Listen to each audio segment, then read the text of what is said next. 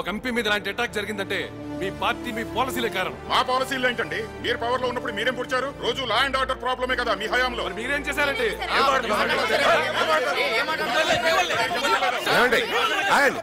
ఏమండి కూర్చోండి. ఏంటిది? కూర్చోండి కూర్చోండి. ఏమిటండి ఇది? మనం ఇక్కడ గొడవ పడడానికి వచ్చామా? సమస్యను చర్చించడానికి వచ్చామా? పట్టపగలు సిటీలో ఎంపీని చంపేశారు. ఒక ప్రామినెంట్ జర్నలిస్ట్ ని కిడ్నాప్ చేశారు. అవతల ప్రెస్ అండ్ పబ్లిక్ హోరెత్తిపోతోంది. దాని గురించి ఆలోచించండి.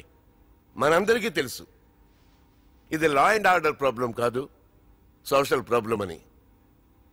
ల్యాండ్ సీలింగ్ అంటాం కానీ అమలుపరచం. ఎందుకంటే దాన్ని ఉల్లంఘించే వాళ్ళు మనలోనే ఎక్కువ మంది ఉన్నారు. మనందరికీ తెలుసు చనిపోయిన జంగయ్య 100 ఎకరాల గిరిజన భూములు కబ్జా చేసి అడవుల నరికి ఇల్లీగల్ మైనింగ్ చేశాడని. కానీ దాని గురించి మనం సైలెంట్ గా ఉన్నాం. మీ పార్టీ వాడే కదా, సైలెంట్ గానే ఉంటారు. మొన్నటిదాకా మీ పార్టీలోనే ఉన్నాడు. కూర్చో. ఇప్పుడు అది టాపిక్ కాదు. 40 సంవత్సరాల క్రితం కంటే ఈరోజు ఎకనమిక్ గా ఇండియా సూపర్ పవర్. కానీ ఎంతో మంది ఇంకా దారిద్ర్యరేఖ కిందే ఉన్నారు. ఈ పరిస్థితులే సామాన్య ప్రజానీకాన్ని అసహనానికి గురి చేస్తున్నాయి. అవే అసంతృప్తికి ఊపిరి పోస్తున్నాయి. ఇప్పుడు మనం చూపించాల్సింది స్ట్రాంగ్ పొలిటికల్ విల్. అదేంటో చూపెట్టడానికి మా పార్టీకి ఎటువంటి సంకోచం లేదు. మా పార్టీకి లేదు. Very good. మన ఈ ఉద్యమాన్ని తోటాలతోనే కాదు వీరవతో కూడా పోరాడతామని ప్రజలకు చూపెడతాం. మన అందరి ఆస్తుల్ని డిక్లేర్ చేసేసి ఎక్కువ ఆస్తుల్ని భూముల్ని గవర్నమెంట్కి అప్పగిస్తామని రేపే ఒక బిల్లు పాస్ చేద్దాం. ఏమంటారు?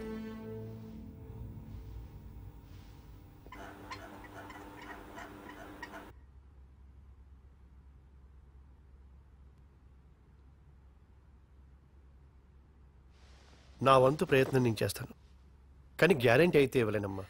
మీరు హ్యూమన్ రైట్స్ యాక్టివిస్ట్, మీ మాట వాళ్ళు కాదనరు. అది ఒకప్పుడమ్మా, కానీ ఇప్పుడు ఇక్కడ ఎన్ని పొలిటికల్ పార్టీస్ ఉన్నాయో అన్ని గ్రూపులు ఉన్నాయి. అక్కడ ఎవరి సిద్ధాంతాలు వాళ్ళవి. ఆ కోవకి చెందినవాడే ఈ గోగి కూడా. ఇంతకు ముందు రాచన్న దళంలో ఉన్నప్పుడు నాకు బాగా తెలుసు, కానీ బయటికి వెళ్ళిన తర్వాత నాకు కాంటాక్ట్లో లేడమ్మా. ప్లీజ్ ఏదో విధంగా కాపాడండి. నేను ట్రై చేస్తానమ్మా. I do my best. ఆయన ఇప్పటిదాకా అయితే సేఫ్ గానే ఉన్నారు. నువ్వు ధైర్యంగా ఉండు.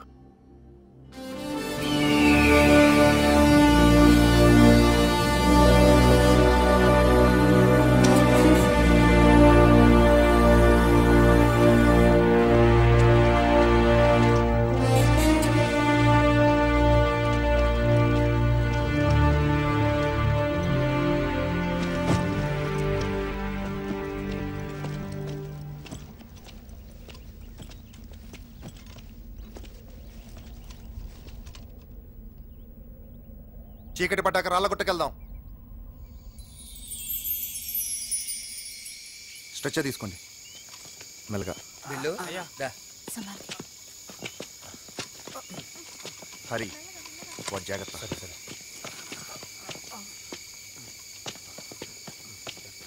మెల్లగా.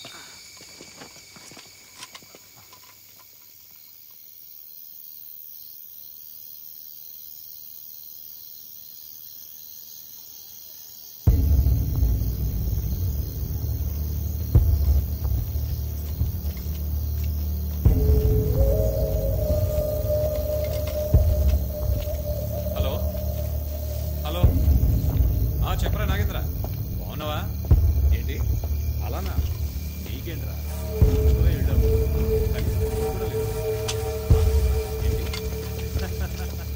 అవునవును, సిటీలో కూర్చొని ఎన్ని కౌంటర్లు చెప్తున్నా. డాక్టర్లు గుర్తుంది కదా? గుర్తుందన్నా.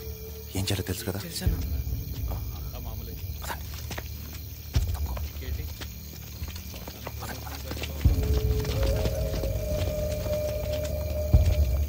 జాగ్రత్త.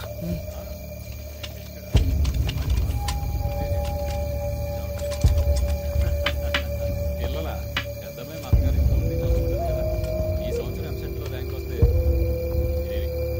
డిగ్రీ.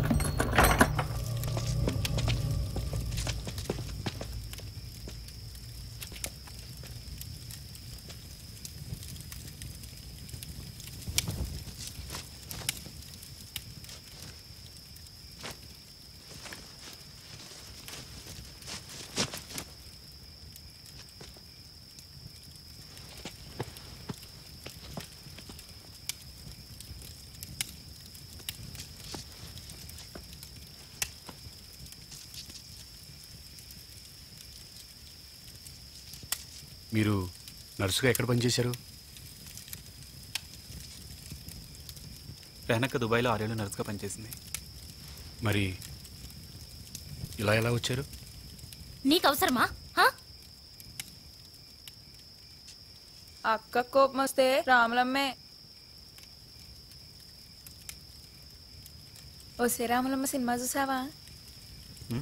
చూశాను, ఎప్పుడో చిన్నప్పుడు. చిన్నప్పుడంటే అప్పుడు నీ వయసు ఎంత ఉంటుంది? ఓ 13 ఏళ్ళు ఉంటాయి. అంటే నాకు 8.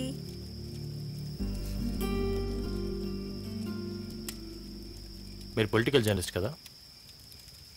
కోటాను కోట్ల స్కామ్లు, పొలిటికల్ కరప్షన్, ఈ దేశ భవిష్యత్తు మీద మీ అభిప్రాయం ఏంటి? ఆశతో బతకటం అలవాటైపోయింది. భవిష్యత్తులో వ్యవస్థ బాగుపడుతుందని మా నమ్మకం. ఎలా బాగుపడుతుంది? ఏ పార్టీ ఈ వ్యవస్థను మార్చే పొజిషన్లో ఉంది? ఒక్క పార్టీలోనైనా గాంధీ లాంటి నిస్వార్థమైన నాయకున్నాడా? ఉన్నాడా? అలాంటప్పుడు ఎవరొచ్చి మారుస్తారు ఈ వ్యవస్థని? నేను ముందు మీలాగే ఉండేవాడిని, ఆశతో. కానీ తర్వాత తెలుసుకున్నాను, తుపాకీ పడితేనే ఈ వ్యవస్థ మారుతుందని. తుపాకీ పట్టినంత మాత్రాన వ్యవస్థ మారుతుందా?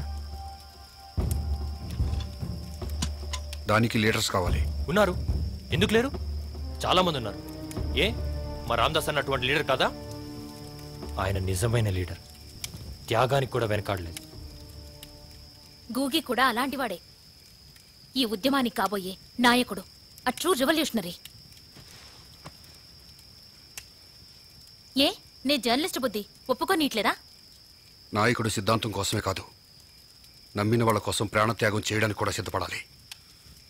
అచ్చా, పొద్దున మర్సీ కిల్లింగ్ చేయాలనుకుంది దళం కోసం, తన కోసం కాదు. అతనికి త్యాగం తెలుసు, ప్రాణం విలువ తెలుసు. ప్రాణం విలువ నిజంగా తెలుసంటారా? తెలుసు, బాగా తెలుసు.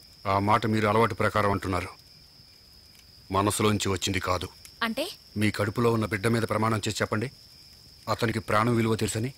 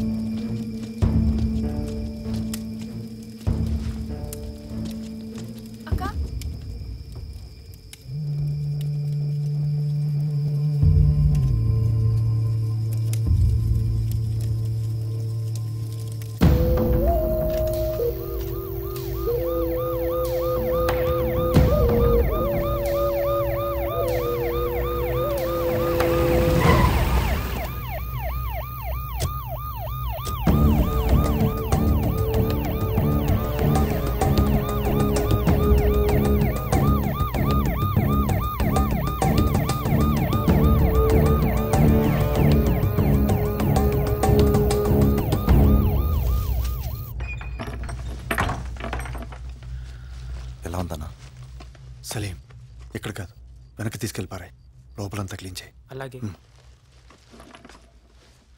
బ్లడ్ చాలా పోయింది, అన్నం బతకడం మన అదృష్టం. అవును, ఇక తీసుకెళ్ళొచ్చా? భలేవాడివే, ఇప్పుడు తీసుకెళ్తే ప్రమాదం, ఇన్ఫెక్షన్ అయ్యే రిస్క్ ఉంది. ఓ 10 రోజులు ఇక్కడే ఉన్నాయి. 10 రోజులా? కంగారు పడుకో, ఈ ఊర్లో ఎవరికి తెలియకుండా నేను మేనేజ్ చేస్తానుగా, ఆయనకేం రిస్క్ ఉండదు. అన్నం చూడొచ్చా? రండి.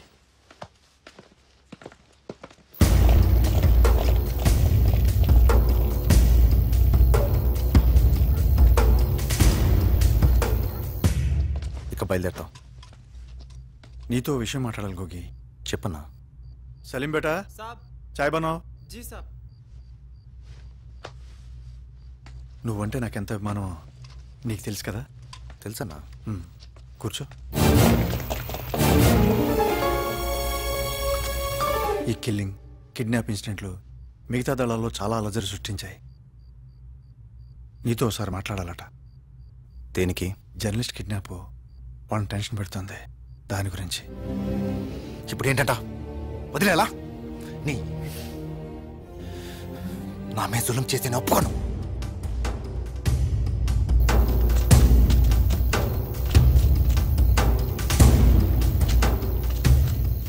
ఎందుకు టెన్షన్ పడతావు? వాళ్ళు ఒకసారి కలిసి మాట్లాడదాం అనుకుంటున్నారంతే. నా మాట విని కలు, వాళ్ళు ఏం చెప్తారో విను, దానివల్ల నష్టమే రాదు కదా.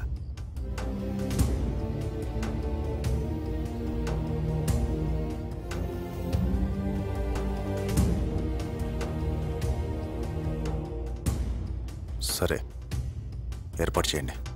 రేపు సాయంత్రంలోపు అరేంజ్ చేస్తాను.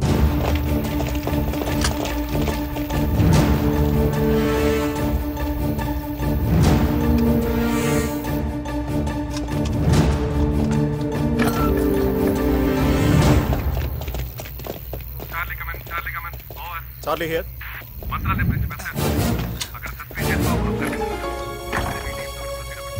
Okay okay sir, come on go. స్టేషన్కి వెళ్ళి వెంటనే జీప్ తీసుకురమ్మని చెప్పు. కమాన్, క్విక్ క్విక్.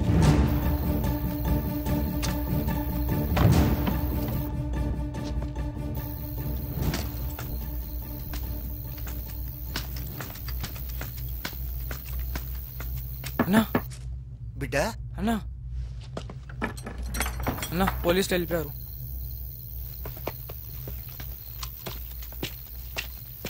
రండి. పదరయ్యా పద.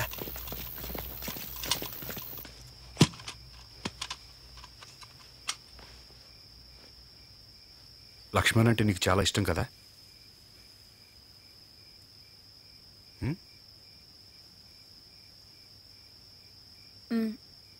చెప్పావా? చెప్పేం చెయ్యాలి? ఈ 3 రోజులు చూసావుగా, ఎప్పుడు పోతావు మాకే తెలీదు. కొత్తగా ఈ బంధాలు తగిలించుకుని మరిన్ని బాధలు చుట్టుకోలేం. ఇక జీవితం అంతా ఉద్యమానికేనా? ఇంకేముంది, ప్రశాంతత అనేది ఒకటి ఉంది. అది విప్లవం నుంచి రావాల్సిందే. నీకు అన్యాయం జరిగింది, పగ ఉండటం సహజం. కానీ ఆ పగ నీ కళ్ళు కప్పేస్తుంది. ఇంకొక అందమైన ప్రపంచాన్ని చూడకుండా అడ్డుపడుతుంది. నీ మనసులో ఉన్న ప్రేమని లక్ష్మణ్కి తెలియచే. చేసి పెళ్లి చేసుకుని ఇక్కడ కాపురం పెట్టమంటావా? వదిలి వెళ్ళమంటున్నాను. నువ్వు ఈ సిద్ధాంతాన్ని నమ్మి రాలేదు. ప్రేమ వల్ల జీవితం విఫలమై వచ్చావు. పగ తీర్చుకుందామని వచ్చావు. కానీ ఇప్పుడు ఎవరి మీద పగ తీర్చుకుంటున్నావు చెప్పు? చనిపోయిన మీ వాళ్ళని తిరిగి తీసుకురాగలవా?